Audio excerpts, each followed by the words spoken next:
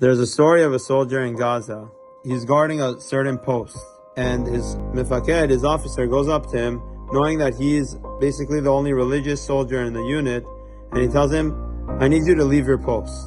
And the soldier is very confused. He said, "This is a very important post. I need to be guarding here. Why would I leave my post?" And the mifaked says, "I need you to leave. I need you to move away from your post, and I need you to go pray." The soldier says, "What?"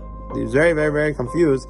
But anyways, he listens to the mifaked, to his officer, and he gets up and he goes and he prays. But he's very confused, so he's having a very hard time having kavanah. But he starts just praying for the chayalim, praying for all the soldiers.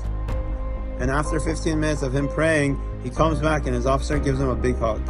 And the soldier is so confused, he asks what happened. And the officer explains to him. He says that there was a unit of troops in an armored vehicle that were going through Gaza. And they end up getting stuck in the middle of Gaza. And they were just sitting there like laying ducks. They could have been hit by an RPG. If they got out, they could have been shot by the terrorists. So they didn't know what to do, and the car was stuck.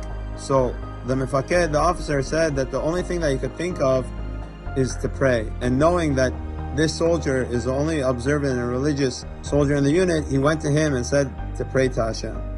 And ultimately, those soldiers that were in the armored vehicle were able to start the vehicle and be able to get out with no issues. So I think it's a very important lesson for us to learn. We are here, we are in America, and we're trying to think, what could we do? If we're not on the battlefield, if we're not fighting, what could we do? And I think the best answer to that question is tefillot.